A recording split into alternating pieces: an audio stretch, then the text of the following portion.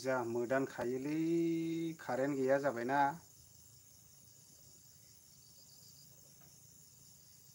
माबोरै जानांगौलै कारेन्ट गैलायैलाय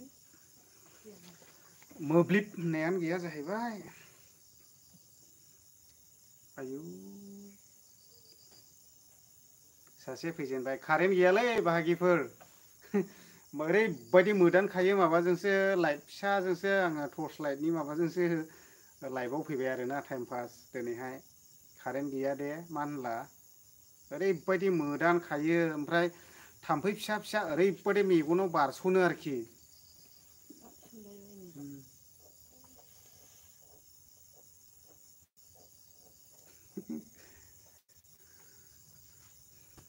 ओमफ्राय प्रिमा ब्रह्म मा होनदों आदसा अ थेंक इउ फार्स्ट टाइमाव लाइभआव फैनायनि थाखाय ओमफ्राय कमेन्ट खालामलादो दे लोगोफोर ओमफ्राय कारेन्टआथ' गैया जास्ट ओरैनो टर्च लाइटनि माबाजोंसो लाइभआव थाबाय आङो ओरैबायदि थाम्फै फिसा फिसा फिसा फिसा फ्राव फ्राव फ्राव बारस'नो आरोना ओमफ्राय मा होननांगौ जाखो हनिसा बर'आ मा होनखो ओइ बै मबाइल गंसे लाबोसाय आं बेयावहाय मबाइलखौ दिलुबाय थाबले दे कमेन्ट होबाय था दे लोगोफोर दे लाबो दे लाबो दे आं मबाइल कमेन्टखौहाय मबाइल गंसेजों नायनोसै दे ओमफ्राय दे कमेन्टखौ होबाय थानो हागोन आरोखि ना ओमफ्राय तामिलावहाय सिस्टार मिथि एक्ट्रिसखौ होफानाय जाबायलै आङो माबा हाबा जाहैबाय होननानैसो खोनादों आङो ना माखासे माबाफ्रावबो नुलायलांदों आङो तामिलफ्रावबो इउटुब माबा माबिफ्रावनो ओमफ्राय सोरबाफोर मिथियोबा खोन्थाहरदो दे आंबो भिवार्सफोरनावसो सोंनो होननानै एसे होदेरनाय जाबाय आरोना ओमफ्राय आंबो खबर लायाखै बर्थमान आलाग आलाग प्रसेसआव थाबाय नालाय ओमफ्राय कमेन्ट होबाय थानो हागोन दे ओमफ्राय मोनसे गोजोनथाव खौरां मैयाहाय आङो ओरैहाय सनितपुर डिस्ट्रिक्टनि सासे ब्रादारनि हिन्जाव खारनाय होदोंमोन ना दा ब्रादारा आंखौ रिकुवेस्ट खालामबाय थाहरदोंमोन ब्रादार नोङो अननानैहाय भिडिअ होना हो भिडिअ होना हो होननानै ओमफ्राय दा आंखौ मैया खावलायहरनाय हिसाबै आं मैया भिडिअ होदोंमोन आरोना ओमफ्राय दा भिडिअ होनाय लोगो लोगो ओमफ्राय आं कन्टेक्ट नाम्बारखौ होना होखादों दा मानसिखौ मोनबाय आरोखि दा लगे लगे मोनबाय दा ब्रादार आङो दासो कल खालामहरदोंमोन ब्रादार नोंनि अननायावहाय मानसिखौ मोनबाय आं गाबोन नोंजोंहाय डिटेल्स आंनि मेसेजजों भिडिअ लानानै नोंनो हरफिनगासिनो दं होननानै बुंदों आरोना बे भिडिअखौ आं गाबोन होगोन आरोना ओमफ्राय दा मोनफिनबाय मोजाङानो दा एक्सुवेलि आङो बेखौनो सानो जाहैबाय जोंनि माखासे आइजो माहारिफ्रा बा हौवाफोरानो जा आंनि हिनजावफोरानो जा बुंनोसै जाहैबाय दा अन्थाव बाथाव गथ'फोरखौ गारनानै खारो आरोखि ना जाहोना मानो दा दुखुनांथावनि बाथ्रा आरोना आङो गुबुन हारिफोरनिखौ नुनो मोनाखै दै बहुद खम खोनादोंब्लाबो माने एक्सुवेलि बेफोरबायदिखौ आं बारा नुबाय थानो मोनाखै दा जोंनि बर' समाजाव ओरैबायदि लाजिथावना बे सानफ्रोमबो हिनजाव खारनाय बा माबा मोनसे गथ' गोरलै गारनानै खारनाय ओरैबायदि मबाइल बेखेवबानो नुयो आरोखि दा एक्सुवेलि जायबा न'खर गावस्रु होनानै खारदों खारजादों बे गारजेनाबो गोसोफ्राव ओरैबायदि दुखु मोननानैहाय ससियेल मिडियाआव होनोबो गोनां जायो आरोखि ना माजे समाय दा दुखुनांथाव बाथ्राया बेसो जोंनि बर' हारिनि गेजेराव बेफोरबायदि जाफ्लेबाय थानाया मोनसे लाजिथावना होननानै आं सानो आरोखि दा बेनो आरोखि दा मोजांनि बाथ्रा दा ब्रादारनि मेसेजआ मोनफिननाय जाबाय लगे लगे भिडिअ नुनानैहाय खोन्थाहरदोंनो गाबोन आं भिडिअखौ लाबोगोन नोंथांमोना नायलांबानो जाबाय आरोखि बे हिन्जावखौ माबोरै मोनफिनखो माबायदियै अबाव दंमोन बे डिटेल्सखौ आं गाबोन भिडिअ होगोन ओमफ्राय बेजों लोगोसे कमेन्ट होबाय थादो आंबो कमेन्ट नायलांनोसै दे कमेन्टखौ आं नायलांगोन ओमफ्राय नैबे गंसे मबाइलाव नेटआ गैया जाना होलायबाय थेवबो आं कमेन्टखौ नायजोबगोन आरोना कमेन्ट खालामबाय था दे सासेनिबो कमेन्टखौ आं गालाङा गासिनिखौबो आं नायजोबखागोन आरोखि ना ओमफ्राय बे सिस्टार मिथिनिखौ तामिलाव होदेरनाय जाबाय आङो माबा महायबा माने मेरिज जाहैबाय बायदिबो खोनादों आङो दा बेखायनो आं माने डिटेल्स खबरखौबो लानाय जायाखै ओमफ्राय मिथिगोन गाबोन समफोर माखासे माबाफ्राव नुदों आङो बा सिस्टारा मेरिज जाहैबायबो जानांगौ ओमफ्राय बेयावथ' जाया नै नेटआनो जाया आं बेनिफ्रायनो कमेन्टखौ नायनोसै दे लोगोफोर ओमफ्राय कमेन्ट होग्राफ्रा कमेन्ट होबाय था दे आं गासिनि कमेन्टखौबो नायलांजोबनो नाजागोन आरोखि ना कमेन्टआथ' एसे गोबां फैबाय नै हटस्पट होलाबो माबा जायो नै ओमफ्राय लिना हाय होनदों नै हाय थेंक इउसै आंनि लाइभआव फैनायनि थाखाय ओमफ्राय प्रिमा ब्रह्म एम होनदों मामोन बेफोरबायदि जानांगौ जेखिजाया जा ओमफ्राय प्रिमा गुड नाइट होनदों औ thank you प्रिमा Brahma good night ओमफ्राय बेजों लोगोसे बाबिथा बर' हेल' आदा दादा होनदों थेंक इउ सिस्टार आंनि लाइफआव फैनायनि थाखाय ओमफ्राय माब्रै दं खबर सबर लाइफखौ आं नायलांगासिनो दे ओमफ्राय मा होनदों मैथास्रि बसुमतारी दे आदा होनदों नै थेंक इउ मैथास्रि बसुमतारी आंनि लाइफआव फैनायनि थाखाय ओमफ्राय मा होनदों गंगा ब्रह्म मा होनदोंना मा ओंख्रिया दादा जोंना ओंख्रिया माबासो सिस्टार दिनैहाय मा होनोमोनलाय औवा मेवाइसो आरोना एसे ओरैबायदि गरम दिनै बेखायनो आङो औवा मेवाइसो जागोन ओमफ्राय माबा माबि आरोखि ना आं दाबो नायजोबनाय जायाखै जाथ'नायबो जायाखै दा दसेनि उनाव जागोन आरोना ओमफ्राय मा होनदोंनो हेनेस्रा मा होनदों हेनेस्रा बर' मा होनदोंलाय आदा नों बहायनि मा डिस्ट्रिक्टनि आङो माबानि चिरां डिस्ट्रिक्टनि आरोना हेनेसा बर' चिरां डिस्ट्रिक्ट ओरैहाय हाग्रामा ब्रिजनि साहाथिंजाय दावखोनांगौ सापागुरिजों दा बेयावनो आरोखि ओमफ्राय नोंथांमोनाबो निस्सय मालाबा फैयोबा खैला मैला होनना बुङोब्ला मिथिगोन बियो जोंनि बाजार आरोना मथा मथि जों बेखौनो बाजार जानाय जायो मथा मथि फ्राय जेरावबो जाहैनाय जायो आरोना ओरै बङाइगावबो जायो ओमफ्राय रेनुका बसुमतारी हाय आदा होनदों नै थेंक इउ रेनुका सिस्टार आंनि लाइफआव फैनायनि थाखाय ओमफ्राय सिस्टारा अबेनिफ्राय कमेन्ट खालामफिननो हागोन ओमफ्राय एम बि बड' कमेडिया मा होनदों नै हाय आदा मा ओंख्रि जाखो जाखांबाय नामा माने जाथ'वाखै ब्रादार जोंना ओंखाम ओंख्रियालाय अलरेडि मोननानै दंजोबो एक्सुवेलि मा ओंख्रि होनोब्ला आङो वान नाम्बारावनो माबाखौल' मिथिगौ आरोखि ना मेवाखौल' ओमफ्राय मा दं नायथ'वाखै आरोना दाहायसो जानोसैबा नायनोसै आरोना ओमफ्राय अफिसियेल ल'सेफ बिहावसो मा होनदों नै हेल' जावायसो होनदों नै औ हेल' बिहावसो मोजांलै खबर सबर ओमफ्राय नोंनालाय माबोरैथो माथो लोगो मोनथारा नोंखौलाय बिहावसो माबाफ्रावबो बाजारफ्रावबो नोंना बेस्थ' थायोलै ओरैबायदि लबार मालिकसो जाहैबाय बेबो ओरैबायदि मावो आरो ओमफ्राय जोंना मा होनदों नै हायनारि बड' अफिसियेला मा होनदों नै मा ओंख्रि जाखो लोगो होनदों नै जोंना मथा मथि ओंख्रिया औवा मेवाइ आरोना ओमफ्राय बायदिसिना थुक थाक आरोना ओमफ्राय आं जाथ'नाय जायाखै दाहायसो जागोन ओमफ्राय मा होनदों नै जन बसुमतारिया गुड नाइट आदा थेंक इउ गुड नाइट आंनि लाइफआव फैनायनि थाखाय ओमफ्राय अरनिका नार्जारि हाय होनदों हाय आंनि लाइफआव फैनायनि थाखाय ओमफ्राय फुथुलि बसुमतारि हेल' आदा होनदों थेंक इउ सिस्टार आंनि लाइफआवहाय फैनायनि थाखाय ओमफ्राय माबाया मा होनोमोनलाय कारेन्टआथ' आंनि प्रब्लेम नालाय मथा मथि आं बे लाइटजोंसो माबागासिनो दं आरोना लाइनानो गैया एक्सुवेलि मैया निउसाव नुनाय बायदिब्ला मथा मथि सानबासोआ लाइना माबानाय नङा बायदिबो होनदों आरोना ओमफ्राय आं डिटेल्स आं माबानाय जायाखै आरोखि मबेजों फैगोन ओमफ्राय आङो दसेल' नायब्रेदोंमोन दा लाइनाथ' गैया फ्रायनो ओमफ्राय दा नै माबाजोंसो टर्च लाइटनिजोंसो बानायगासिनो दं आरोना ओरैबायदि थाम्फै फिसा फिसा फिसा फ्राव फ्राव फैयो आरोना ओमफ्राय नै कमेन्ट नायनोसैलाय मा होनदों बेथोन बिटिवाइ मा होनदों नै हाय हाय आंनि लाइफआव फैनायनि थाखाय एम बि बड' कमेडि मा होनदों नै मार गोथाव आदा बे ओंख्रिया गरम बोथोराव थान्दा अके थान्दा खारा ओरैबायदि मोजांखा ओंखायनो जादों आं ओइ जोंना माबा फैदों नै सान अफ बड'लेण्ड ब्रादारा जोंना माबाल' थांखायो बिथाङा खालि सिक्किम गेंटक ओरैहाय फार' भुटान ओरैबायदि गोजान गोजानल' जोंना माबाखा आरोखि ना सान अफ बड'लेण्ड ब्रादारा ओमफ्राय जायफोरा आंनि लाइफआव दङना सान अफ बड'लेण्ड लोगो गैयाब्ला सापर्ट गैयाब्ला डाइरेक्ट भिजिट खालामहैदो ब्रादारनि माबाखौ आरो फ्राइडनिनाथ' नुखाबाय जानांगौ आरोना सान अफ बड'लेण्ड बिथाङा बाइक राइडिं खालामो आरोना एक्टरबो ओरैबायदि हेन्डसामबो मानसिया ओरैबायदि साइसखा आरोना दा नोंथांमोना नायब्लानो नुगोन आरोखि सान अफ बड'लेण्ड चेनेला नायदो दा बियो ओरैहाय माबाखौ मालाबा लाबोगोन बायदि आरोखि ना जोंना मा होनो सिक्किम गार्लसखौहाय आरोखि ना ओमफ्राय खबर सबर माब्रै दं सान अफ बड'लेण्ड ब्र' खबरफ्रा ओरैनो जास्ट टाइम पास लाइफआव होबायलै आङो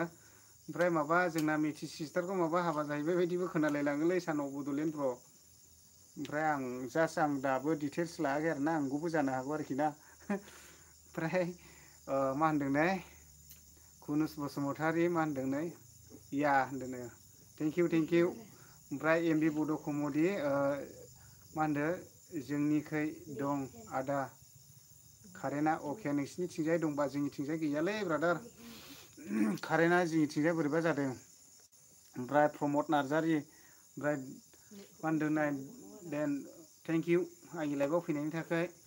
ओमफ्राय कमेन्ट खालामबाय थानो हागोन ओमफ्राय लाइक खालामनो गोसोब्ला लाइक खालामना होनो हागोन आरोखि ना। ओमफ्राय नैबे एसके बड' सेन्देलखौहाय सोरबाफोर सापर्ट गैयोब्ला जोसिनो गोसोब्ला जोसिनो हागोन आरोखि ना। दा खावलायनाय थाबाय आरोखि आङो ओमफ्राय भिडिअफ्राथ' बिदिनोसै आङो थुक थाक बानायलाबायो ना जि मोनो बेखौनो होजोबो आरोखि ना। दा मोजां मोजां कनसेप्ट लाबोबाय थानोबोथ' मोनबाय थाया जाहैबाय। दा आंना एसके बड' ब्लग नालाय माबे समाव आं ब्लग भिडिअबो लाबोनाय जायो आरोना। ओमफ्राय एसे उनावहाय सोलायनो नाजानि आं जेनेबा ब्लगखौ अफिसियेल खालामनाया मोजां जागोन नामा बिदिबो सानदोंमोन आं नायनि र'। ओमफ्राय कमेन्ट खालामबाय थादो दे लोगोफोर मा होनो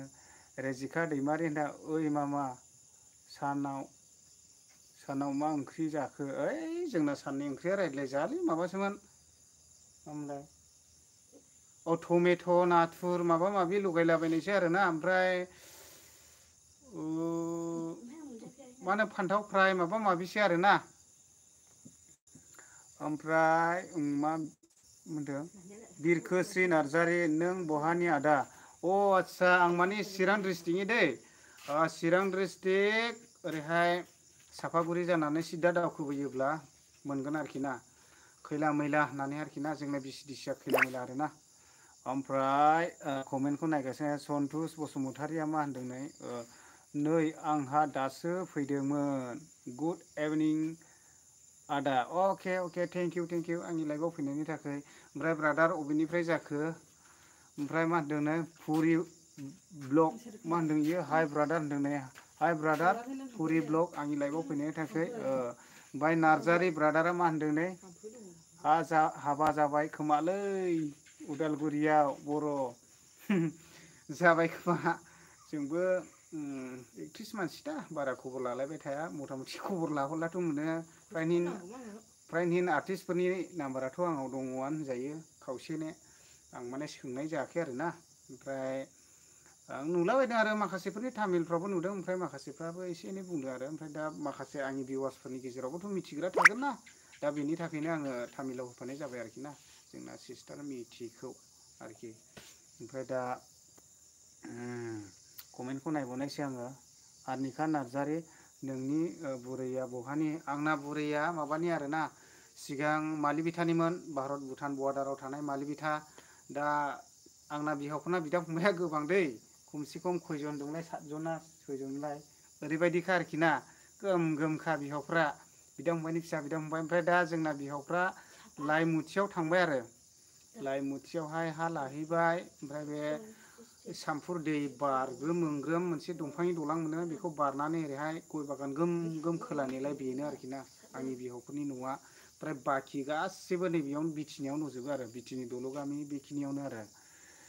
ओमफ्राय बिबोनांफ्राबो बहुद दङ। ओमफ्राय मुसिक खबार मा होनदों नै दासो नायदों आंहा दादा दे थेंक इउ मुसिक खबार आंनि लाइफआव फैनायनि थाखाय। ओमफ्राय खबर सबर मारै मुसिक खबार सान अफ बड'लेण्ड गसाइगावआव दं सालथे गाबोन सटिं दं बवा हालालै नोंजों ब्रादार दे नायनो एक्साइटेड खालाय थाब थाबनो रिलिज खालामबानो जाबाय। ओमफ्राय आं दहाय मोनसे माबा खालामदोंमोनलै आं लाइभनि गेजेरजों खोन्थाना हरनायसै जोंना माखासे खदाल ब्रमोना आंखौहाय गावसिनि माबानि सोमोन्दै आपडेट खालामनो होदोंमोन। ओमफ्राय माखासे भिउसआ एसे डाउन थानायखाय आं बेखौ रिमुभ खालामनानै दोनथ'नाय जाबाय आरोना। जुन दाननि 4 थारिखआवहाय मामोनथाय फिल्मा मामोनलाय बावबायलै आं फिल्माखौ फेसबुक पेजाव होदों आं एसके बड' माबायावहाय। दा बिसोरो माने निउ वेफआव होगोन आरोखि। ओमफ्राय बेजों लोगोसे एमडि बड' कमेडि मा होनदों ब्रादार खबरफोरा मोजां ना आदा अके मोजां बर्थमानाव इसोरनि अननायाव आरो थिगैनो दं जिन्दा हे। दा मानसिया गोथाङै थायोब्लानो गासिबो जाजोबो आरोना मानो होनना बुङोब्ला नाजानाया थानांगोन अब्लानो गासिबो साक्सेसफुल जागोन आरोना। ओमफ्राय कमेन्ट खालामबाय थादो लोगोफोर नोंसोरजोंनो दसे रायज्लायनो होननानै फैखानायखा आङो। ओंखाम जालाया माथिनो ओमफ्राय नार्जारि ब्रादारा मा होनदोंनो हाबा जाबाय हाबा जानायनि टाइमबो जाखाबायथ' जाथोंसै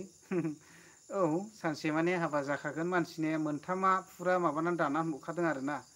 माने भगबानानो मोनथामखौ दाना हरखादों मोनसेया जाबाय जोनोम जानाय मोनसेया जाबाय हाबा जानाय मोनसेया जाबाय थैनाय दा मानसिया बे मोनथामखौबो माबा नांखायो आरोना खायफा बायदिनि खाफालाव खायफा बायदिया बेफोरबायदि मिरिस जास्लाबनो मोनैबो रुंसारि जानाय दं बेफोरो ओरैबायदि इसोरनि लिंहरजानाय बायदि आरोना मानसिनि जिबन नालाय थास'लायनि दै ओमफ्राय बेजों लोगोसे दे जाय जायफोरा लाइभआव फैदों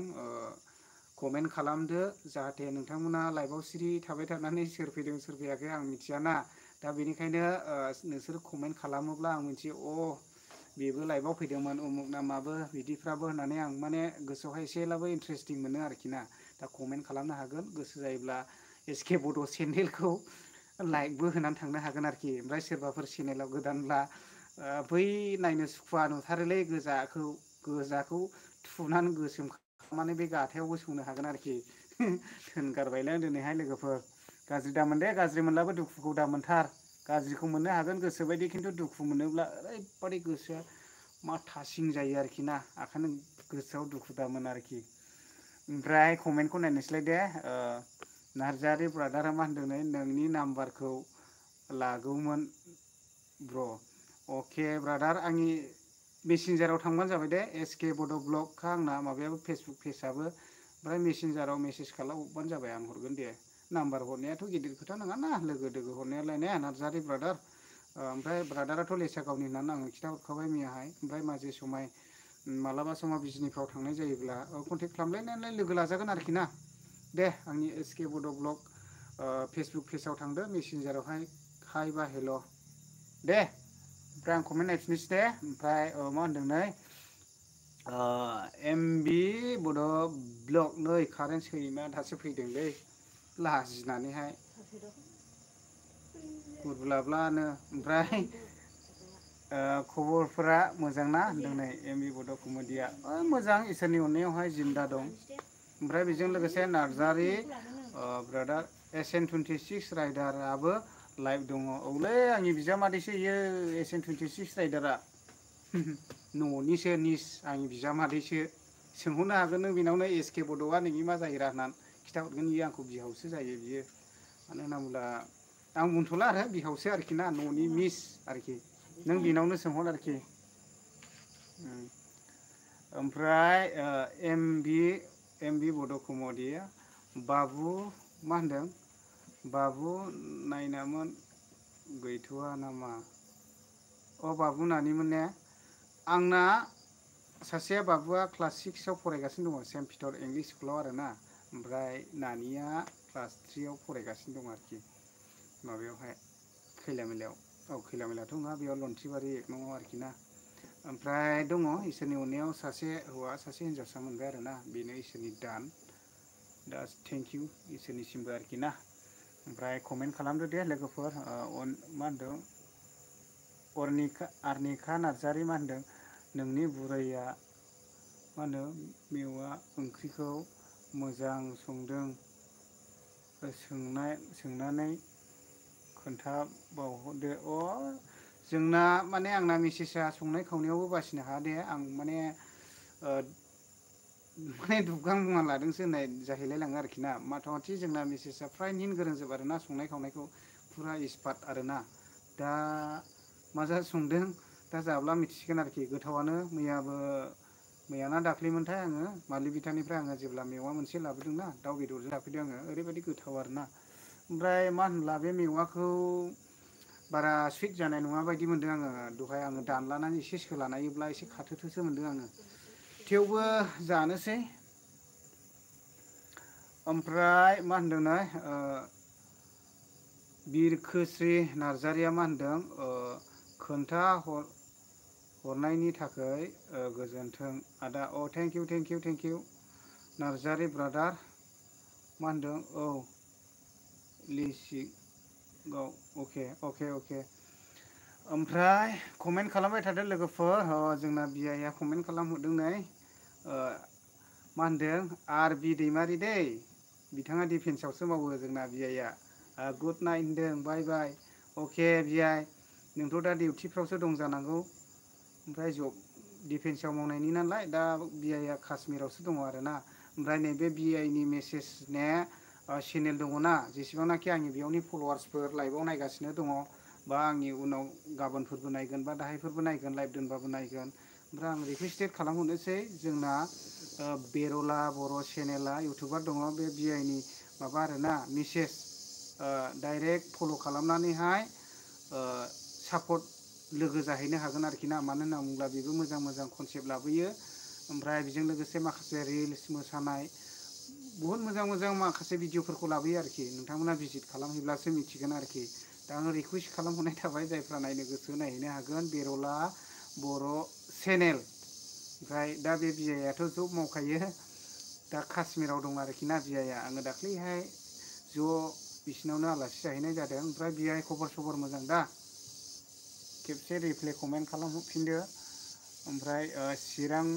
गामि होनदों नै ओंखाम जाबाय नामा आदा ओंखामाखौ जाथ'वाखै आङो है गुमाफ्राबो डिस्टार्ब सावनानैसो जाथावथावलै दाख्लैथ' लाइटआव ओरैबायदि खुसेंग्रा फैयोमोन ना जोंना बे आसाम मालाखौ मावनो थाफैनाय सापागुरिथ' ओरैहाय मालिबिथा आसाम माला जादों नालाय ओरैबायदि गुवार गिदिर जासिगोन बोसोरथाम बोसोरब्रैनि गेजेरावहाय बे लामानि महरा सोलायसिगोन आरोखि ना ओरैबायदि थाम्फै गादलेलायनाय लामा जासिगोन सापागुरिनिफ्राय एकदमबारे मेगना मिसिमा टप ब्लेड भुटान बर्डारसिम गारिया साखावबोदो आरोखि ओरैबायदि मोजां जासिगोन लामाया जोंनि लामाया दा मथा मथि मावगासिनो दङ फ्रायनो बेयावनि मावनो थाफैनाय आसाम मालानि कम्पानि मावनो थाफैनाय बै खुसेंग्रा आन्दा हनै नाङा ओमफ्राय बे लाइटआ ओरैबायदि हेल'जिन गिदिर गिदिर सावदोंना ओमफ्राय नैबेयावहाय गिदिर गिदिर खुसेंग्राफ्रा फैदों आरोखि ना दाख्लैहाय ओरैबायदि बाल्थिंफा मोनदों ओमफ्राय आं कमेन्ट नायबावनोसैलाय एमबि बड' कम'डि ए दे होनबा आदा ओंखाम जानाय आं बाय बाय गुड नाइट आदा सना thank you brother thank you जादो दे आंबो दसेनि उनाव जागोन मथा मथि आङो आधा घन्टासो लाइभआव थागोन आरोखि ना मथा मथि फ्रायनो आङो दिनैहाय भिडिअखौनो लाबोनाय जायाखिसै गाबोनसो भिडिअ लाबोफिननाय जासिगोन आङो मानो होनोब्ला आङो एसे आवगोल खोन्थानानै होखाबायमोन नोंथांमोनाबो सोरबाफोर सिगांनिफ्राय लाइभआव थादोंब्ला खोनादों जानांगौ आङो सनितपुर डिस्ट्रिक्टनिफ्राय मैयाहाय जेब्ला सासे फंबाया आंनावहाय रिकुवेस्ट खालामहरदोंमोन आदा आंनि मेसेजआ सप्तानैसो जाबाय गोमानानै दा गथ' सासे उन्दै गथ' थालांदों दा गाबगासिनो दङ बिमाखौ नागिरनानै ओंखाम जाया दै लोङा होननानै आंखौ जेब्ला रिकुवेस्टेड खालामहरदोंमोन मैया फंबाया ओमफ्राय आङो भिडिअखौ होनानै होदों ओमफ्राय होनाय लोगो लोगो दा मानसिखौ मोननो मोनबाय आरोखि ना आं कन्टेक्ट नाम्बारबो होना होदोंमोन ओमफ्राय जायबा बेस्रा सिबाय थेंक इउसै जाय मानसिया बे ब्रादारनि मेसेजखौ डाइरेक्ट कल खालामनानैहाय खोन्थाहरदों आं जेरैबायदि बुंदोंमोन मयबाफोर नुसनबायोब्ला डाइरेक्ट कल खालामनानै खोन्थाहर बेखौहाय बिनि हासबेन्डआनो लायनायनि बेब'स्थाखौ खालामगोन होननानै आं मैया बुंदोंमोन जेरैबायदि बुंदों ओरैबायदिनो आंनि फल'वार्सफोर जानांगौ बेस्राफोर थेंक इउ खोन्थानानै हरनायनि थाखाय बयहाबो दाहा थायो जायहा न'खराव निदान जायो बिसोर मिथिगौ जायहा न'खर जानाय संसार जानायनिफ्राय गावस्रायो बिनि दुखुखौ जाय गावस्रा जानाय मानसि बिसोर मिथिगौ आरोखि ना दा जों बिमा बिफा हिसाबैहाय जों माजे समाय संख्रि बानजुनि जानानै नांलायोबो जानो हागौ खिन्थु बै उन्दै गथ'फ्रा मिथिया बिमानि अननाय बिफानि अननाय नांगौ दा बेफोरबायदि गारनानै खारलायबाय थायोब्ला ओरैबायदि दुखु जायो आरोखि दा जोङो बे समाव जों गथ'फोरखौ माबोरै फोरोंलांनांगौ दायथ' जोंनाव थायो दा जोङो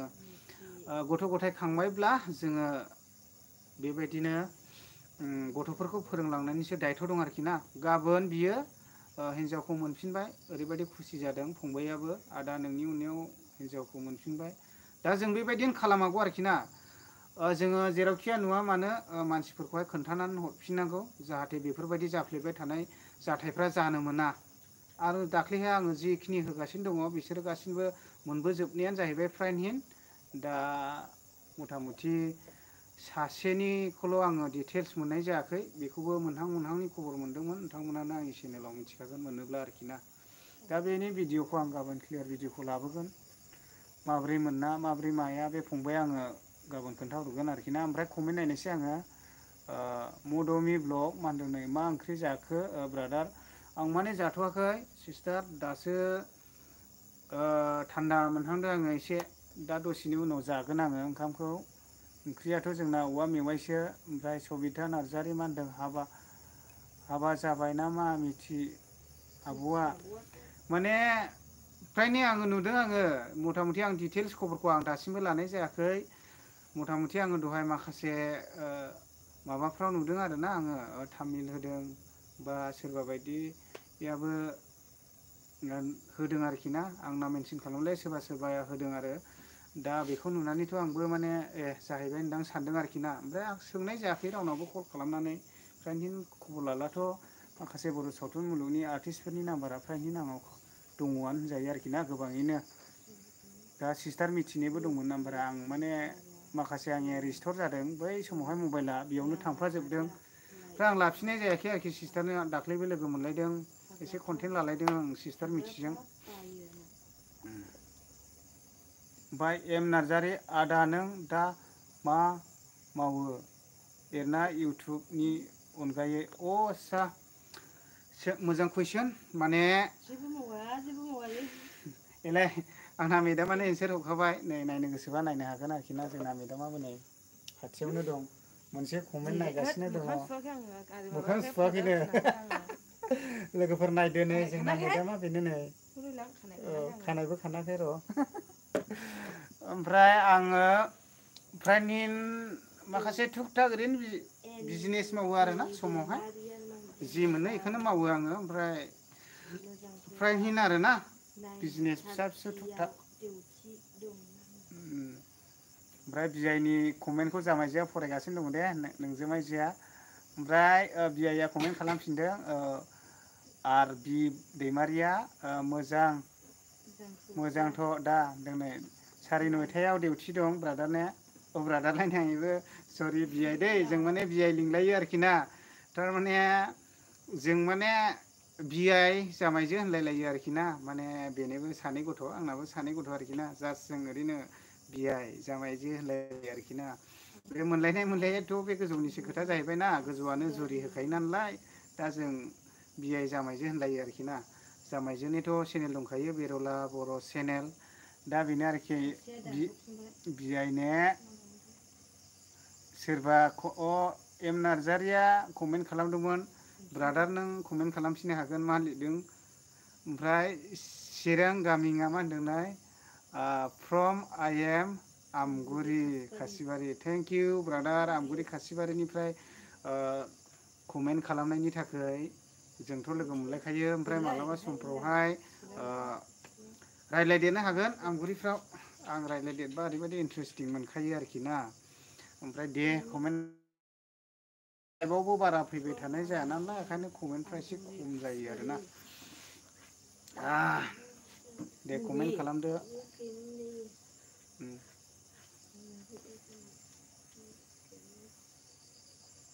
दिनैथ' सानसे माने ओरैबादि गरम जाखाबाय आङो ओमफ्राय फ्रायहिन गय गायनो नागिरदोंमोन ओरैबायदि सायदुंखा मानसि हालसिया दगनि दा मोसौ बेहेराया जेरै सायदुं गोसायाव दसेल' थानो हायो बे सिस्टेमनिखा आरोखि ओमफ्राय बालायलाङो दंफां गोजौआव गाखोबाय आङो बेयावनो ट्रि हाउस बानायनोसै होननानैबो सानबाय आङो ओमफ्राय माखासे जोंना मिसेसआबो बादा होगारलायबाय आंनि न' उसुंसेयावनो मोनसे दंफां दं आरोना ओरैबादि गिदिर गोजौ दालाय दासा ओरैबायदि सायख्लुम जायो दा बेयावनो ट्रि हाउस बानायनो नागिरदों आरोखि ना आङो एक्सुवेलि गोजौआवहाय थखथाबो दंखायो आंना गाखोनानै माने हाइ फाइ टावार नाङो गोजौआवहाय भिडिअ' खालामनो मोजां जायो ओमफ्राय गाहायावब्ला एसे स्ल' जायो आरोखि ना गोजौआवब्ला स्पिड खारो दा ओंखायनो आङो बेखौहाय ट्रि हाउस बानायनायनि टारगेट आरोखि ना ओमफ्रायथ' 43 जन दं 33ता कमेन्ट खालामनो हागोन दे लोगोफोर अबेनिफ्राय दङ ओमफ्राय खबर सबर माब्रै दंलायो ओमफ्राय एम नार्जारिया मा कमेन्ट खालामदोंमोनथाय जोंना ब्रादारा दानफिन गारबाय दे कमेन्ट खालामफिनदो ब्रादार मा लिरदोंमोन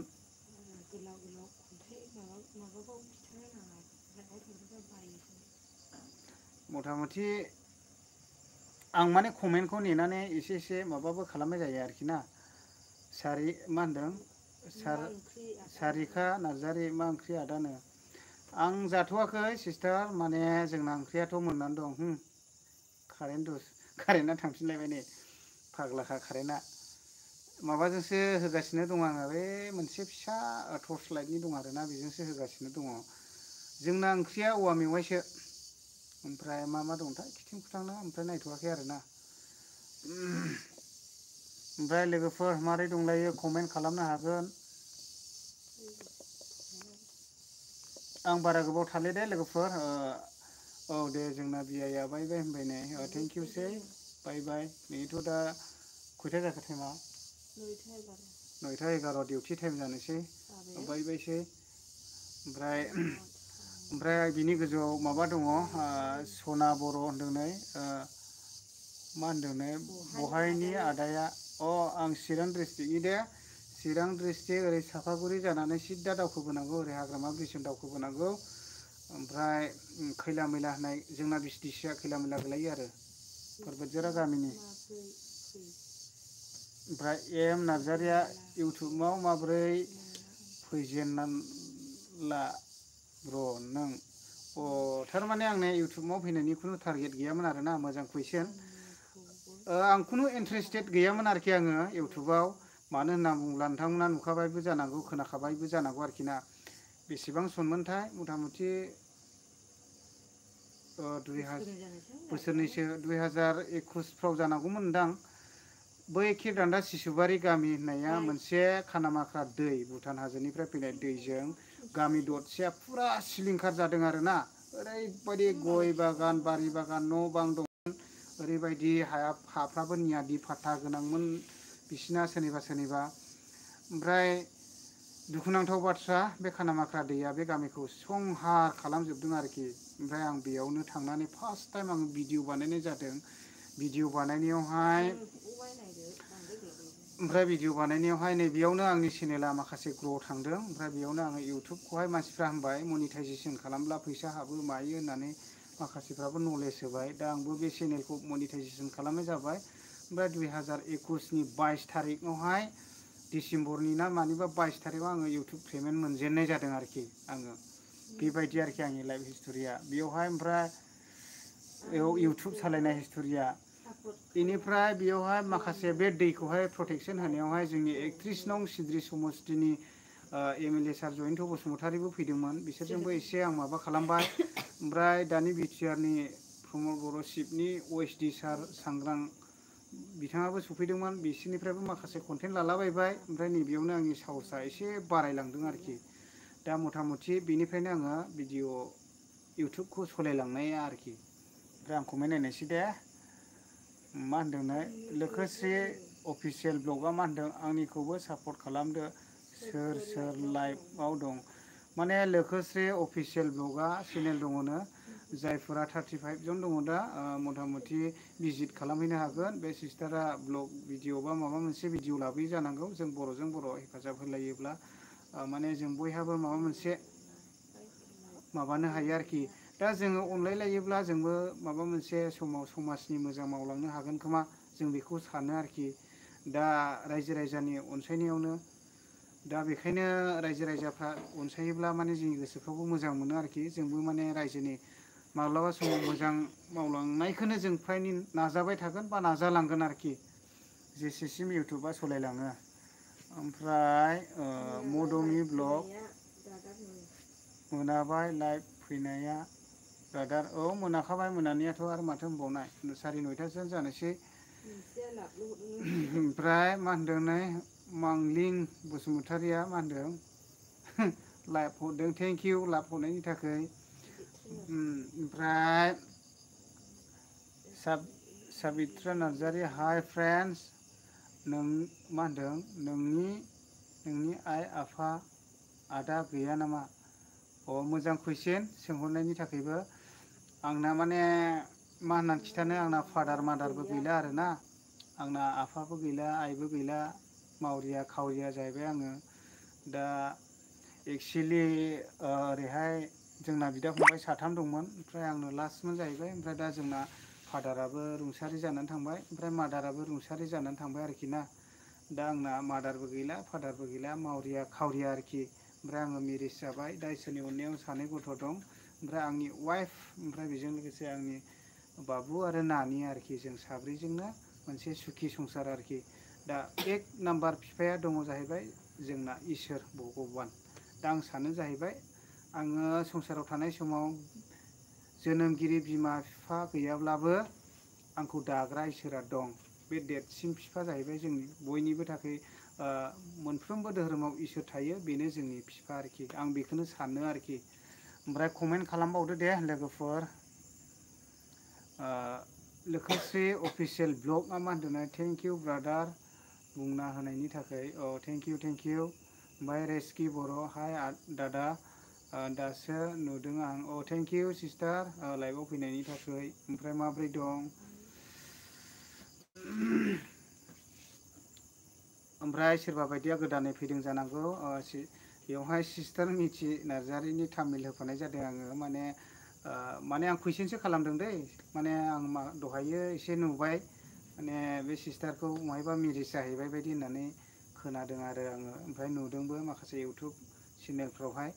दा बेखायनो आंबो कुइसनसो होदों दे आंनि बेयावनि फल'वार्सफोर बा भिउवार्सफ्रा सोरबाफोर डिटेल्स मिथिनायफोरबो जानो हागौ नालाय। दा औ बिदिफ्राव मेरिज जाफैबाय बेफोरबायदिबो थायो नालाय। दा बेखायनो आङो जास्ट होफानाय जादों आरोखि ना। दा आं सोंनायबो जायाखै खबर लानायबो जायाखै आरोखि ना। खबर लाब्लाथ' मिथिगोन फ्रायनो जेनेबा। दा बेनो आरोखि। ओमफ्राय आं बारा गोबाव थाले दे अनलि 4 मिनिटल' थानायसै ओमफ्राय आं गन्द्रा बिगद थुमनानै लानोसै लोगोफोर। उदैयाबो अरबाय उदै खेबै माबागासिनो दं आङो मानो होनब्ला दहाय ओरैबायदि गरमजों जाबजों ओंखामखौनो जानो हाखायाखै खालि दैल' लोङो। मैयाबो ओरैबायदि गरमानो लेबु थाइनै गिदिर गिदिर न'निखौ खानानै फानलु फिसाखौ थुफ्लेनानै लोंबाय आं उदै जुलाब जालायजासिनो ओंखाम जानो हालायजासिनो दिनैबो ओरैबायदि गरमखा। ओमफ्राय सना बर' मा होनदोंनो इउटुबनि ओमफ्राय मा होनदों एसे फोरमायदो मा रलै इउटुबनि बागै एसे फोरमायदो आदा। इउटुबनि बागैथ' आरो मा फोरमायनो ब्रादाराबो गोरोंखा जाखानांगौ जेनेबा बेल' आरोखि इउटुबा मनिटाइजेसन जानो थाखायहाय 1K साबसक्राइबार नांगौ। बिनिफ्राय 4000 वाच टाइम नांगौ। नोङो जुदि 4000 वाच टाइम जायोब्ला 1K साबसक्राइबार मोनोब्ला नोंनि चेनेलखौ नों मनिटाइजेसन खालामनो हाबाय। बेनिफ्राय नोंनि मनिटाइजेसन जाबायब्ला चेनेला नोंनि डलारा $10 जायोब्ला गुगोल एक्सेन्स फिन एप्लाइ खालामदो। फिन एप्लाइ खालामनाया नोंनि फिना सफैयोब्ला सिक्रेट नाम्बारखौहाय माबा खालामदो। ओमफ्राय नोंनि माखासे माबाफोरखौहाय नों माबा खालामलांनो हाबाय आरोखि। ओमफ्राय सोलोंनोबो हागोन इउटुबावनो होजोबखासैना दा आजिखालिथ' मनिटाइजेसनखौ माबोरै खालामनांगौ गुगोल फिन एप्लाइ खालामनो माबोरै खालामनांगौ गासैबो इउटुबानो देखायजोबखायो। दा बयबो निस्सय सोलोंनो हागोन आरोखि सोरबा बायदिया आन्दायोब्लाबो। दा बेनो आरोखि इउटुबनि बागै। दा एक्सुवेलि आंबो डिटेल्स बारा मिथिजोबलाय लाङा गुदु गुदाफ्राखौ आरोना आं जिखिनि रोङो बेनो आरो। ओमफ्राय कमेन्ट खालामदो दे लोगोफोर। माबासो 2 मिनिटसो थाबावनोसै आङो। 2 मिनिट अनलि 2 मिनिट बिनि गेजेराव सोर फैयो। दा बेनोसै आरोखि। आं बांद्राय गोबावबो थाबाय थाला लावला लावसा थाबाय थानो एसे बादबलाय लाङो मानो होनना बुङोब्ला बैयो आपल'डिं जानोहाय ओरैबायदि गिदिंबाय थायोना बिदि जायो आरोखि। ओमफ्राय जन बर' हेल' होनदोंनो हेल' ब्रादार जन बर' आंनि लाइभआव फैनायनि थाखाय थेंक इउसै। ओमफ्राय आंना नै फिसाला देरसिना ओंखामबो बिलाय लाङासै नै 1 इयार्सनि गेजेरावनो मनिटाइजेसन कमप्लिट खालामगोन नामा आदा? 1 इयार्स माने नोंनि माबानिसो खोथा मास मोनसेजोंनो नोंनिया मनिटाइजेसनबो जानो हागौ चेनेला। नोंनिया मास मोनसेनि गेजेरावनो सोरबा बायदिनो मोननैख्लाय भिडिअनि गेजेरावनो मनिटाइजेसन जायो। आंनिया दोंबा भिडिअजोंनो मनिटाइजेसन खालामनो हादों रायजो राजाफोरनि सापर्टनि गेजेरजोंहाय। दा दोंबा भिडिअनि गेजेरजोंनो मनिटाइजेसन जानो हादों। जोंना आं दा बे तामिलाव होगासिनो दङ ना सिस्टार मिथि नार्जारिया 1 नं लन्थिबारियाव सानजारां क्लाबनि बानजायनायाव मोनसे फुटबल टुर्नामेन्ट बादायलायनाय होदोंमोन। बेयावहाय अपेनिं सेरेमनियावहाय बेखौनो लिंहरदोंमोन आरोना सिस्टार मिथिखौनो लिंहरदोंमोन बियो जेब्ला डान्स पारफरमेन्स खालामफैदों आङो बेयावहाय माखासे भिडिअ लादोंमोन भिडिअ होदों आपल'ड खालामदों बेनो मथा मथि 1 लाख बेसेबांबा थांदों आरोना 20-30 1 लाख 40फोर थांदों खोमा बेनो फुरा वाच टाइमाखौ दावखोहोखादों आरोखि आं बेखौ ओमफ्राय मनिटाइजेसन खालामनो हादों आङो बिदि जादों आरोखि ओमफ्राय गोरान अफिसियेल 0298K भिउस दिनै 3 hours ago हेल' आदा थेंक इउ ब्रादार आंनि लाइभआव फैनायनि थाखाय मेनि कंग्रेचुलेसन ओमफ्राय जोंना जामाइजोआ फैदों नै बेरला बर' चेनेल आं दहाय बिआइआ कमेन्ट खालामला होनदोंना जायफोरा बेरला बर' चेनेलावहाय सापर्ट गैया थांनानै भिजिट खालामना नायहैनो हागोन नै लास्टआवहाय बेरला बर' चेनेल होगासिनो दङ नै मोनसे कमेन्टखौ दानलांफिनबाय हाय बिआइ नुदों दा जों ओरैनो सोमोन्दो हिसाबै बिआइ जामाइजो लिंलायो आरोखि ना दा बेनो चेनेल दङ मोजां कनसेप्ट लाबोयो नोंथांमोनहाबो निस्सय भिजिट खालामहैनो हागोन आरोखि ना दहाय बिआइआ फैयोब्लाबो आं बुंखादों ओमफ्राय सना बर' खिन्थानायनि थाखाय थेंक इउ आदा थेंक इउसै आंनि लाइभआवहाय फैनायनि थाखाय थाबैनो नोंनि चेनेला बबे समाव ग्र' जागोन नों फात्ता मोननाय नङा आरोखि ना नोङो भिडिअखौल' होबाय था दा बेनो आरोखि ओइ स्टप फैदो जानायसै ओमफ्राय बेरला बर' चेनेल जामाइजोआ हरफिनदों मा खबर लालायना फैलायखो खबराथ' जेबो इम्परटेन्ट नङा जास्ट माने आंनि भिउवार्सफोरजों लाइभआव दसे रायलायलायनो होननानै आङो लाइभआव थानाय जाबाय ओमफ्राय थाम्बनेलाव नुदों जानांगौ जामाइजोआ सिस्टार मिथि नार्जारिखौहाय बहायबा मिरिस जाहैबाय होनना खोनादों आङो माखासे माबाफ्राव नुदों आङो दा बेखायनो आङो थाम्बनेलाव होफानाय जादों आरो आं माने खबर लानाय जायाखै रावनावबो आं कलबो खालामाखै आरो दा फ्रायहिन खबर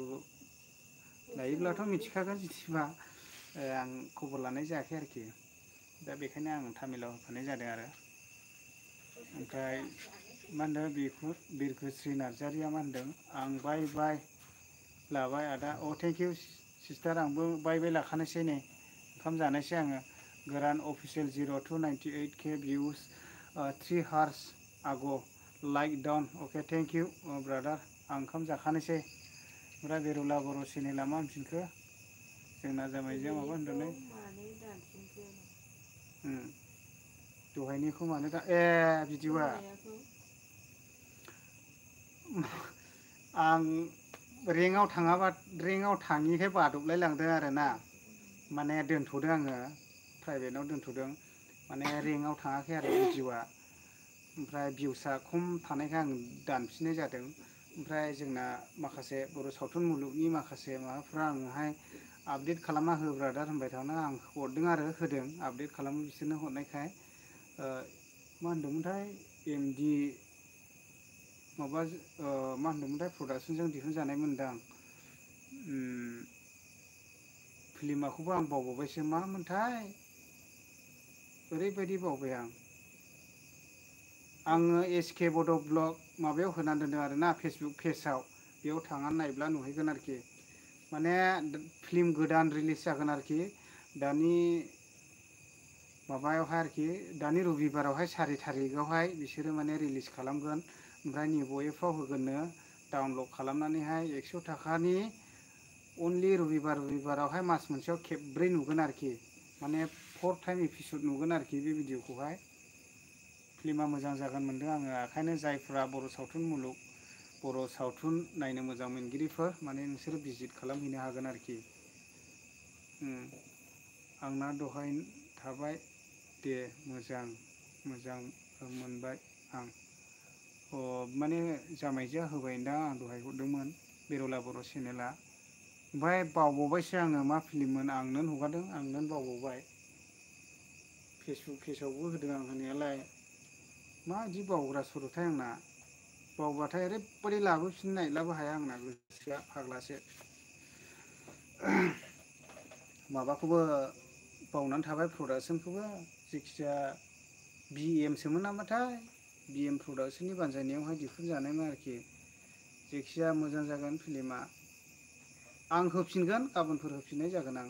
बे भिडिअखौहाय नायनो हागोन आरोखि। ओमफ्राय दा ओंखाम जानोसै दा आङो लोगोफोर, टाइमाबो जाबाय। जेसेबांनाखि आंनि लाइफआव थानाय बयनिसिमबो थेंकिउसै, गुड नाइट अल। आं दा ओंखाम जानोसै, गाबोन आङो 8टायाव फैफिनगोन लाइफआवहाय। जायफोरा लाइफआवहाय जइन जानो गोसो जइन जाफिननो हागोन। ओरैनो जास्ट नोंथांमोनजोंहाय माबोरै दं माबोरै गैया सुखुलि दुखुलि इन्जय रायलायगोन आरोखि ना। दा गाबोन आङो 8टा ट्राइ खालामगोन आं 8टासिमावनो लाइफआव फैनोहाय। दा गाबोनहाय लाइफआवहाय जइन जाफिननो हागोन आरोखि ना। ओमफ्राय दा आं ओंखाम जानोसै लास्ट मा होनदोंनो सारिका नार्जारिनि माबाखौहाय कमेन्टखौ फरायसारनोसै। ओंखाम जादो आदा, अ थेंक इउ, बेबो ओंखाम जानो थिनबाय। थेंक इउ अल माय फ्रेन्ड्स दे, गुड नाइट, बाय बाय। आं लाइभआव दोनथ'बाय।